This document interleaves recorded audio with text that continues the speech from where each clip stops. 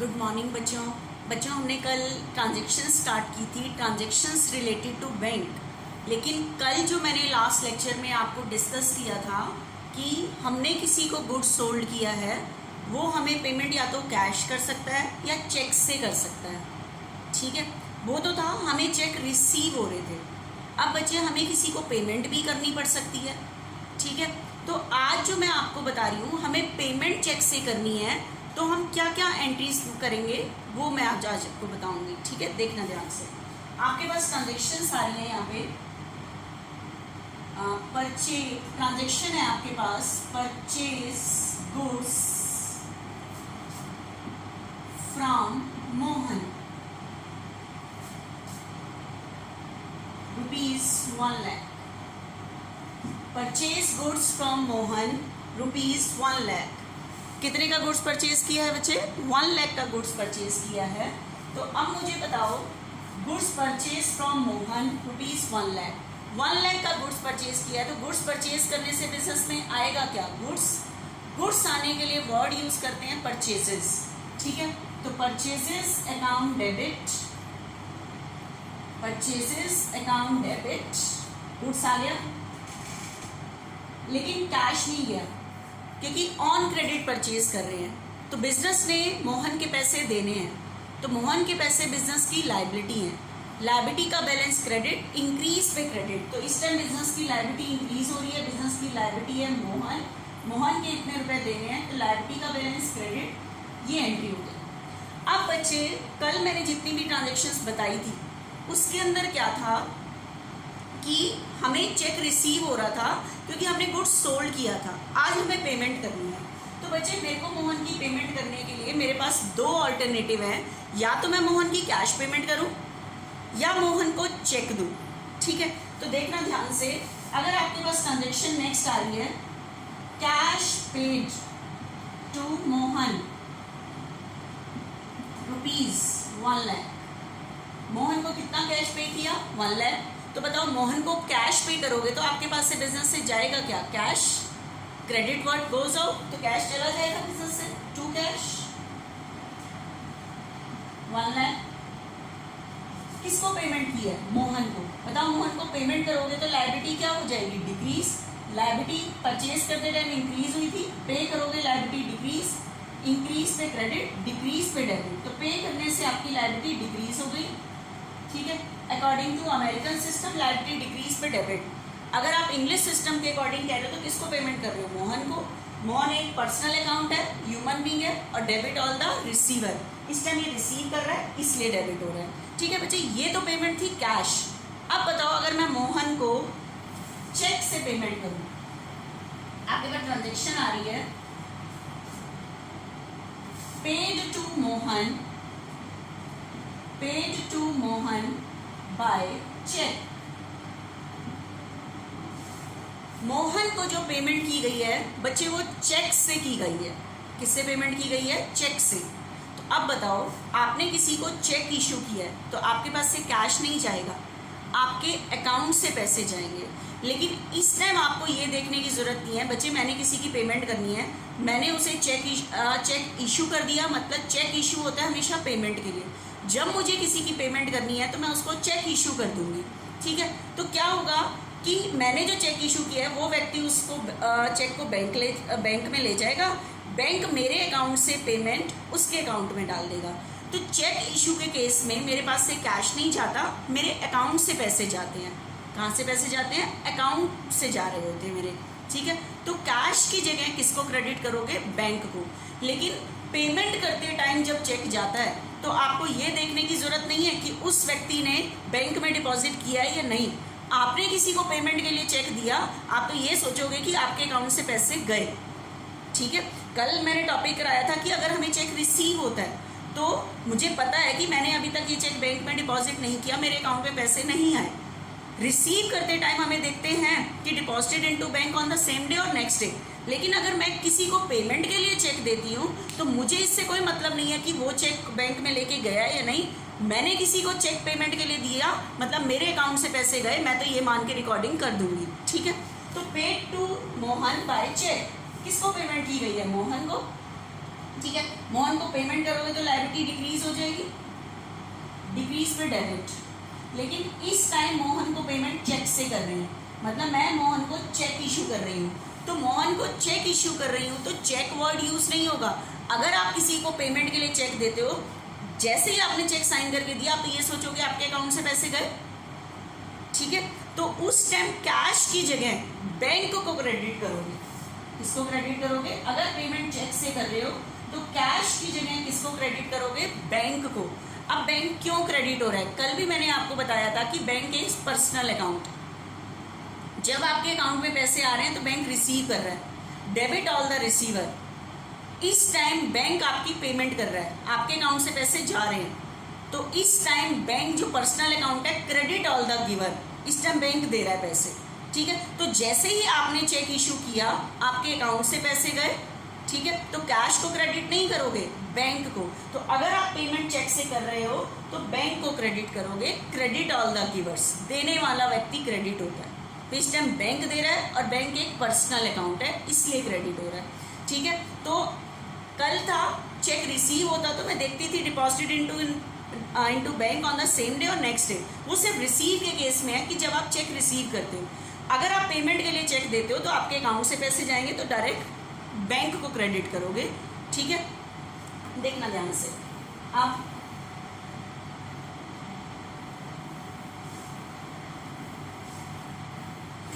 आपके पास next transaction है बच्चे, यहाँ पे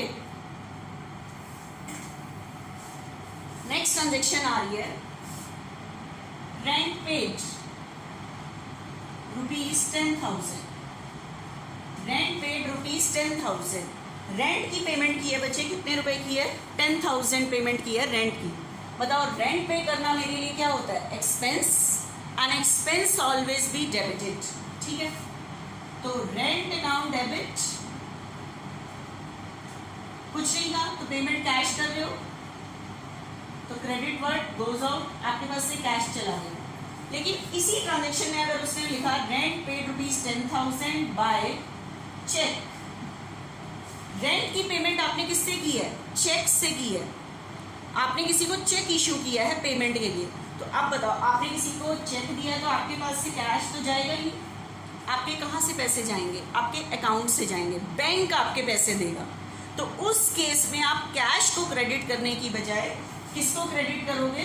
बैंक को। अगर पेमेंट चेक से हो रही है, बैंक क्यों क्रेडिट हो रहा है? Credit all the givers, credit all the givers, ठीक है, क्लियर है यहाँ पे। तो चेक से पेमेंट करते हैं तो बैंक क्रेडिट करेंगे कैश की जगह, तो टू बैंक अकाउंट,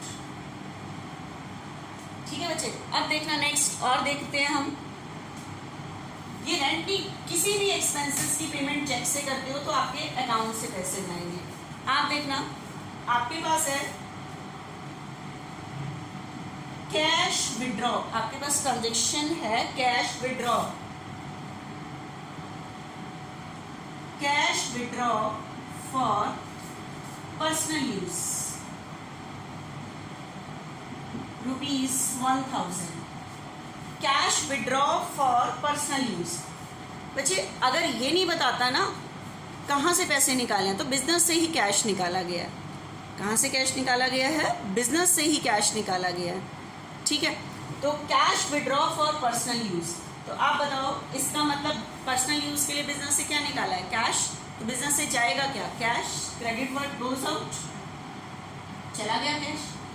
आपको पता है पर्सनल यूज के लिए जो वर्ड यूज होता है वो ड्राइंग्स यूज होता है, और ड्राइंग्स क्यों डेबिट होता है? ड्राइंग्स ऑनर को रिप्रेजेंट कर रहा है। अगर ऑनर ने पैसे निकाले हैं, ऑनर ने पैसे निकाले हैं, तो जब वो निकाल रहा है तो उस टाइम वो रिसीव कर रहा है, डेबिट ऑल द रिसीवर। लेकिन पर्सनल क्यों डेबिट कर रहे हैं ड्राइंग्स को? डेबिट ऑल द रिसीवर, और ये पर्सनल अकाउंट को रिप्रेजेंट कर रहा है। 1,000 drawings account debit to cash. अब इसी ट्रांजेक्शन में देखना कैश विड्रॉ, आपके पास एक्स्ट्रा चीज क्या है? Cash withdraw from bank. बच्चे इस बार पर्सनल यूज के लिए बैंक से पैसे निकाले हैं, पर्सनल यूज के लिए कहाँ से पैसे निकाले हैं? बैंक से। तो इस बार बिजनेस से कैश नहीं जाएगा, निकाले तो पर्सनल यूज के लिए ही है, ड्राइंग से डेबिट होगा क्योंकि ऑनर ही रिसीव कर रहा है। लेकिन इस बार निकाले कहाँ से? बैंक से। तो आपके अकाउंट से पैसे जाएंगे, आपके अकाउंट से जा रहे हैं तो उस टाइम कैश को क्रेडिट करने की बजाय कहाँ से जाएंगे पैसे? बैंक से। तो बैंक को क्रेडिट करो। कैश जा रहा है, कैश को क्रेडिट कर दो, और बैंक से जा रहे हैं तो बैंक से क्रेडिट कर दो। लेकिन वो रियल अकाउंट के अकॉर्डिंग, ये पर्सनल अकाउंट के अकॉर्डिंग। ठीक है, तो ड्रॉइंग्स टू बैंक होगा। उसके बाद देखना नेक्स्ट,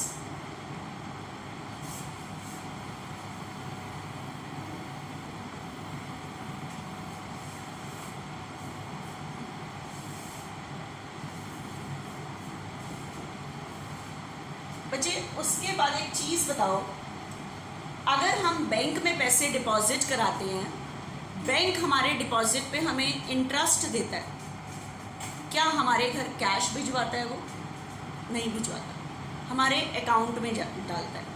ठीक है, बैंक हमारे से कभी भी घर से कैश नहीं, हमारे को कैश नहीं देता, हमारे अकाउंट में डालता है, अकाउंट में डालता है हमेशा। अब एक और चीज, एक वर्ड सीखो, बैंक ओवरड्राफ्ट। ये मैंने आपको पहले भी डिस्कस किया हुआ है। बैंक ओवरड्राफ्ट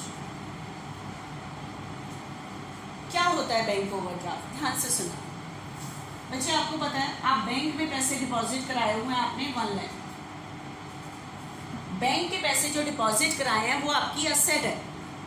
लेकिन कई बार बैंक आपको ये फैसिलिटी देता है कि जितने आपके अकाउंट में डिपॉजिट है आप उससे एक्स्ट्रा अमाउंट बैंक से विड्रॉ कर सकते हो।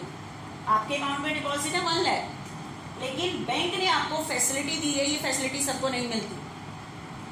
ठीक है, बैंक ने आपको फैसिलिटी दी है कि आपके अकाउंट में डिपॉजिट 1 लाख है, आप लेकिन अपने अकाउंट से एक्स्ट्रा बैंक से फालतू निकाल सकते हो। ये लिमिट प्रिस्क्राइब होती है कितने एक्स्ट्रा। तो बैंक ने आपको फैसिलिटी दी है कि आप डिपॉजिट है 1 लाख और लेकिन आप निकाल सकते हो 150। ठीक है, तो आप बताओ कितने आप एक्स्ट्रा निकाल रहे हो बैंक से? 50। तो ये जो आप एक्स्ट्रा निकालोगे बैंक से, extra withdrawing from the account of bank, अपने अकाउंट से एक्स्ट्रा पैसे बैंक से निकालना, that is called bank overdraft.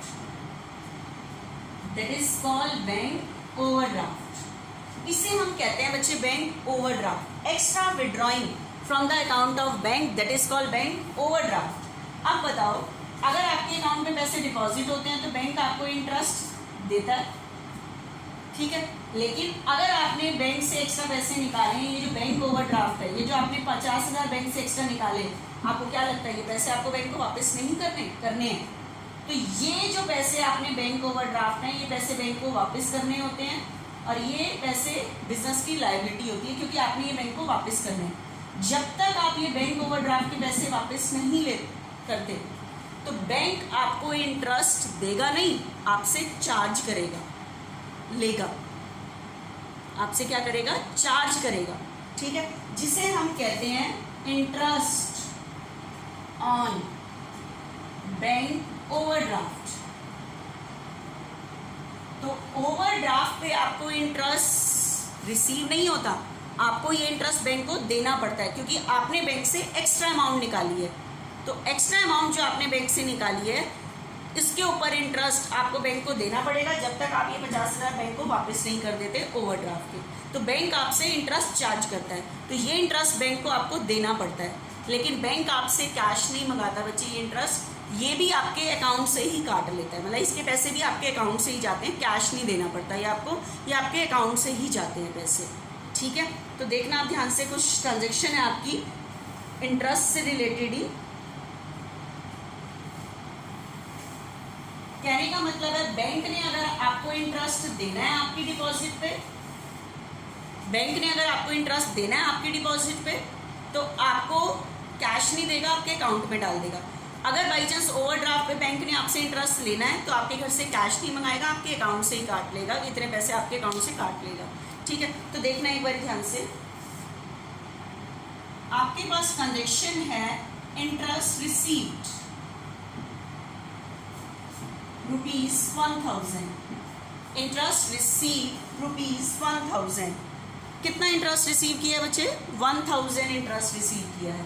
तो बताओ, अब बैंक का तो नाम ही नहीं आया, तो मुझको वैसे ही इंटरेस्ट रिसीव हुआ है, तो इंटरेस्ट रिसीव होना मेरी इनकम है, and income always be credited. मेरी इनकम का नाम है इंटरेस्ट, तो टू इंटरेस्ट 1000। लेकिन इंटरेस्ट रिसीव करने से मेरे पास आएगा क्या, कैश। तो डेबिट व्हाट कम्स इन, आने वाली चीज डेबिट, कैश को डेबिट कर दोगे। अब इसी ट्रांजेक्शन में अगर आपके पास आ जाता है interest receive from bank, interest किससे रिसीव किया, बैंक से। बच्चे बैंक से इंटरेस्ट रिसीव किया है, और ये कब किया होगा, इसका मतलब हमारे जो पैसे बैंक में डिपॉजिट हैं उसके ऊपर हमें इंटरेस्ट रिसीव हुआ है बैंक से।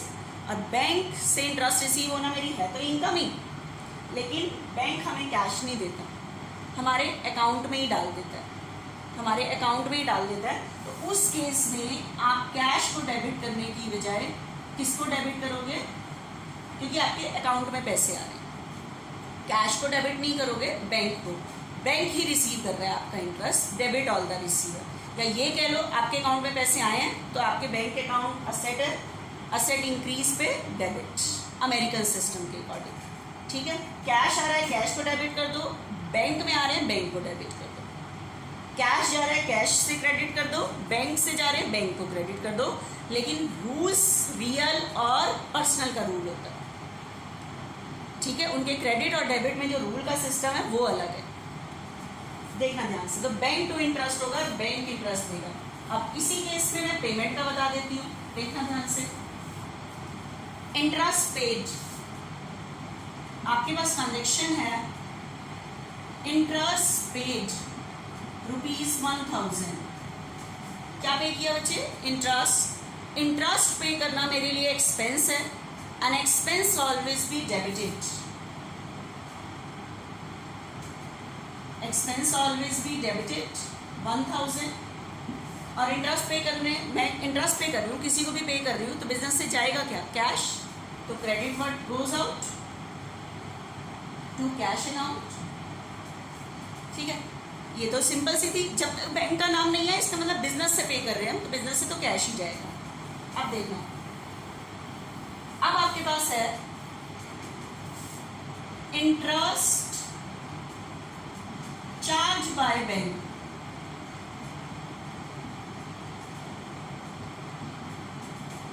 ₹1000। Interest charge by bank, interest charge by bank का मतलब क्या है कि बैंक ने इंटरेस्ट लिया है आपसे। आपको पता है we maintain the account on the behalf of business, हम अकाउंट किसकी तरफ से मेंटेन करते हैं, बिजनेस की तरफ से। तो interest charge by bank, bank ने इंटरेस्ट चार्ज किया हमसे, हमने क्या किया, इंटरेस्ट पे किया, ठीक है। हमने बैंक को इंटरेस्ट पे किया, तो इंटरेस्ट पे करना मेरे लिए एक्सपेंस है, an expense always be debited. लेकिन इस टाइम ये इंटरेस्ट पे किसको पे कर रही हूँ, बैंक। लेकिन बैंक को तो हम इंटरेस्ट कैश पे ही नहीं करते, वो हमारे अकाउंट से ही काटता है, ठीक है। तो उस टाइम कैश को क्रेडिट करने की बजाय किसको क्रेडिट कर दोगे आप, बैंक को, अकॉर्डिंग टू पर्सनल अमाउंट, ठीक है। कैश जा रहा है, कैश को क्रेडिट कर दो, बैंक से जा रहे हैं, बैंक को क्रेडिट कर दो, लेकिन रूल अलग है, क्लियर और नॉट, ठीक है। उसके बाद interest allowed by bank, interest allowed by bank. Next transaction है बच्चे interest allowed by bank. Bank ने इंटरेस्ट क्या किया, अलाउ किया। बच्चे हम बैंक के अकाउंट नहीं बना रहे, हम अपने अकाउंट बना रहे हैं। बैंक ने इंटरेस्ट दिया, हमने क्या किया, रिसीव। हमें अपनी तरफ से सोचना, हमने हमारे तरफ से क्या ट्रांजेक्शन हुई, पे की हुई या रिसीव की। तो बैंक ने इंटरेस्ट दिया तो हम तो अपने बिजनेस के अकाउंट्स बना रहे हैं, तो हमने क्या किया, रिसीव।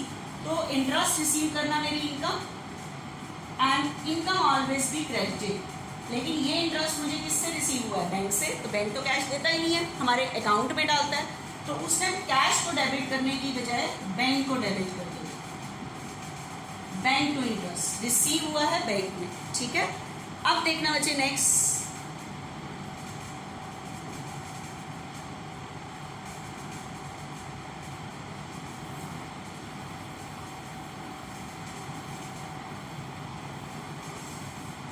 बच्चे आपको पता है बैंक हमें बहुत सारी फैसिलिटीज प्रोवाइड करता है कैसे? आपको पता है आप बैंक में डिपॉजिट करके आते हो, आपके पास उसी टाइम मैसेज आता है योर अकाउंट इज क्रेडिटेड। आप बैंक एटीएम से पैसे निकालते हो, उसी टाइम मैसेज आता है योर अकाउंट इज डेबिटेड। तो बैंक आपको बहुत सारी फैसिलिटीज़ प्रोवाइड करता है, चेक बुक दे देता है। तो आपको क्या लगता है ये काम आपके वो फ्री में कर रहा है? नो, आपसे वो ईयरली कुछ चार्जेस लेता है जिसे हम कहते हैं बैंक चार्जेस। क्या कहते हैं? Bank charges. ठीक है, तो ये बैंक जो हमें फैसिलिटी प्रोवाइड करता है उसके लिए चार्ज करता है। ठीक है, लेकिन इसके लिए भी ये चार्जेस बैंक हमसे कैश नहीं मंगवाता, हमारे अकाउंट से ही ईयरली काट लेता है, अकाउंट से कैश नहीं देने पड़ते ही हमें। तो हमारे पास ट्रांजेक्शन है bank charge, bank charges, charge मतलब हमसे लिए, बैंक चार्ज, बैंक चार्जेस ₹1000। कह रहा है बैंक ने चार्ज किए मतलब हमसे लिए, क्या लिए? बैंक चार्जेस, अपनी फैसिलिटीज जो देता है उसके लिए। तो ये बैंक चार्जेस एक्सपेंस मुझे ये बैंक को पे करने पड़ते हैं, तो ये मेरे लिए एक्सपेंस है। An expense always be debited, और मेरे एक्सपेंस का नाम क्या है? Bank charges. तो बैंक चार्जेस अकाउंट डेबिट 1000। ठीक है, अब बताओ, लेकिन ये चार्जेस मुझे बैंक को कैश नहीं देने पड़ते, अकाउंट से ही काट लेता है। तो उस केस में कैश की जगह किसको क्रेडिट कर दोगे आप? बैंक को, टू बैंक। ठीक है बच्चे, तो ये मैंने आपको आज ट्रांजेक्शन डिस्कस की बच्चे, ट्रांजेक्शंस रिलेटेड टू बैंक। कल लास्ट लेक्चर में मैंने आपको बताया था कि जब हमने किसी को गुड्स सोल्ड किया है उससे हमें कैश रिसीव हो सकता है, चेक रिसीव होता है। चेक रिसीव के केस में देखना होता है deposited into bank on the same day और नेक्स्ट डे। लेकिन अगर हम किसी को पेमेंट चेक से करते हैं तो डायरेक्ट हम रिकॉर्ड करते हैं कि मेरे अकाउंट से पैसे गए, चेक वर्ड यूज नहीं करते। ठीक है, और ध्यान रखना कई बार आता है ट्रांजेक्शन देखना for the payment, sorry, check issue, check issue to Mohan of ₹1 lakh, ये ट्रांजेक्शन। पहली बार ध्यान रखना, चेक इशू कह रहा है, चेक इशू करते हैं जब हमने किसी की क्या करनी होती है? पेमेंट।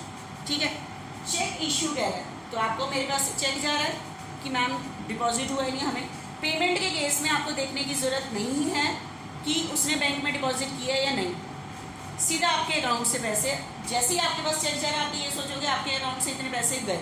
ठीक है, तो चेक इशू किया मैंने पेमेंट के लिए, कैश नहीं जा रहा, हमारे अकाउंट से जाएंगे तो टू बैंक हो गया। किसको पेमेंट की गई है? मोहन को, तो मोहन डेबिट। ठीक है, मोहन को कैश पेमेंट करते हो तो मोहन टू कैश, लेकिन इस टाइम कौन दे रहा है? Bank. Credit all the giver, देने वाला व्यक्ति क्रेडिट होगा, तो मोहन्स डेबिट टू बैंक। तो इस केस में, चेक के केस में पैसे कहाँ से जाएंगे? बैंक से। ध्यान रखना चेक इशू होता है बच्चे पेमेंट के लिए। ठीक है, तो ये मैंने आज आपको ट्रांजेक्शन डिस्कस की है, ट्रांजेक्शन रिलेटेड टू बैंक। ठीक है, तो इसकी अब हम इलास्ट्रेशन नेक्स्ट लेक्चर में स्टार्ट करेंगे।